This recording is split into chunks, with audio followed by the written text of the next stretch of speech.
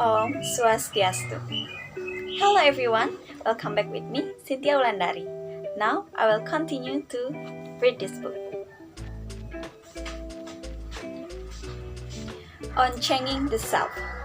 Now that we have suspected that our reality is more about what's going on within us as opposed to external events, we can use this knowledge to empower ourselves as a human being. For a start, we won't feel so much like a victim of circumstances, but rather we are the master of the choices we make. Of course, we may not like the consequences resulting from the poor choices we have made. But at least we know where the mistake lies and we are free to correct them or change our mind altogether and move on.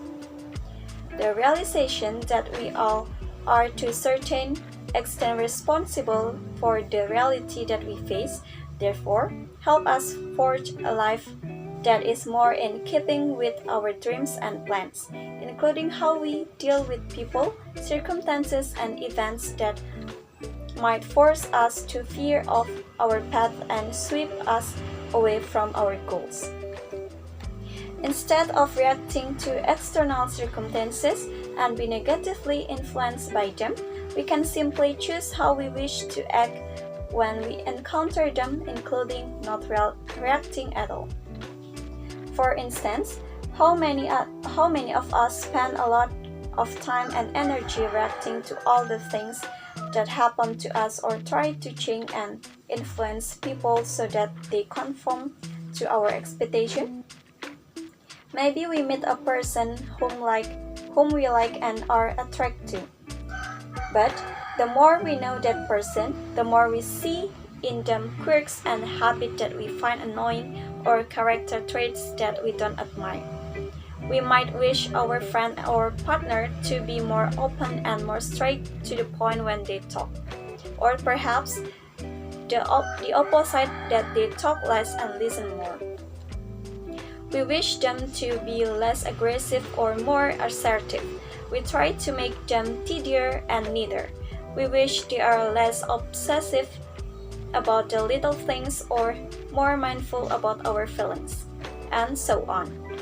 And we try to change them, often in small, insidious ways, through sigh of frustrations, eye rolls, and sarcastic remarks.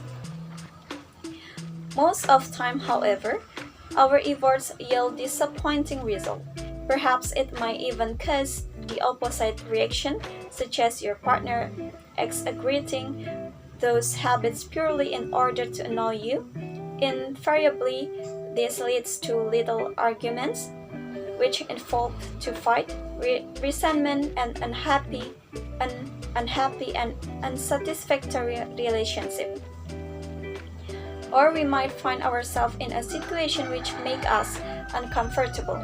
Our train running late, our text message ignored or unanswered, somebody is rude to us, and so on. Or it might be a situation that we consider drastic, tragic, and life-changing. Be a situation that we consider drastic, tragic, and life-changing, such as the death of a parent, losing one's job, getting passed over for our promotion, rejected from our dream university, and getting our heart broken by a person whom we care about but who obviously doesn't share our feelings. And each time we wish things could have been different because our happiness depends on us getting to our favorite school, getting that dream job, and being loved by that special someone. So we complain about how unfair life is and how cruel the world is because we never get what we want. But if we pause and reflect a little and remember that at the end of the day the power lies within us to shape the outcome, because the reality that we live in is the one of that we create ourselves, we will rarely find ourselves in such predicaments. When we force other people to change, the chance is that person will meet our action with as much resistance. When we refuse to accept a particular situation that befalls us, the effect on us will most likely be a lot stronger and last much longer than we would like. Just like the law of cause and effect.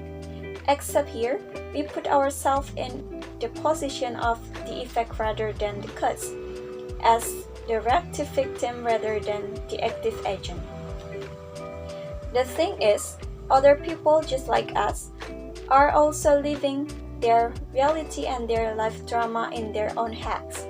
What moves or motivates their reality is of course beyond the scope of our power to completely understand or fully influence. Unless, of course, we use the force of fear or the promise of reward, in which case it's really not in line with our own expectation. After all, we want our friends or partners to like us for who we are and not because of our money, status, or the fact that we can make their life a misery if they didn't. It is much easier, more pleasant, and also a lot more effective if we do the change ourselves.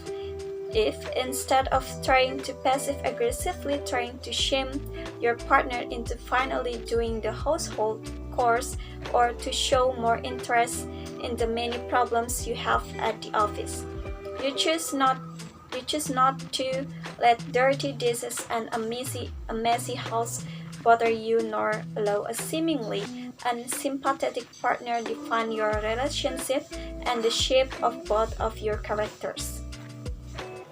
Very soon, a change in your response and behavior can and will impact a change in the other person's behavior. Maybe your cheerful disposition regarding household cleaning, combined with a sincere request for help, all done without the sign rolling of the eyes and sarcasm in one's voice, might result in your partner feeling suddenly inspired to do their bit. Or you might even find that not having a perfectly clean house is actually not such a big deal to your aesthetic sense, mental health, or relationship goal. Also, instead of going on and on about the problems you have been facing all day, you may choose to share some funny stories or light-hearted gossip.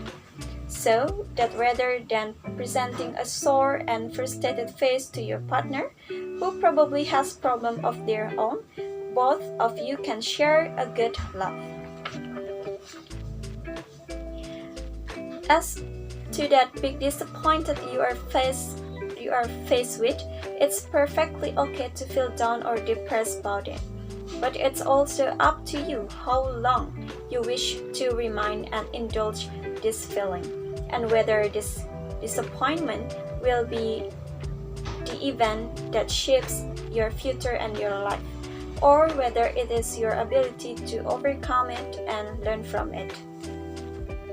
So you didn't get accepted by your dream college or get that coveted job. The chances are it's not about you or that the world has a particularly nasty intention when it comes to you. Maybe there are just too many applicants, or they are looking for someone with a particular skill which you don't really have. Maybe a computer algorithm it's tasked to make the selection. Whatever the cause, which is most likely random, when faced with failure, you can choose whether to be defined by it. Let's face it, I'm a loser.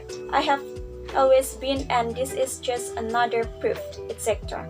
Or to be defined by your ability to deal with it. Things happen, so what? Let's learn from this and move on. In any case, it might be for the best, and so on. It is this ability to make choices for yourself and the attitude with which you deal with events and external circumstances that make you powerful and in control of your life and shape your reality. But you cannot do this unless you learn to know yourself well and to give yourself time to reflect on who you are and the kind of reality that you have been creating. This you can only do during your solitude.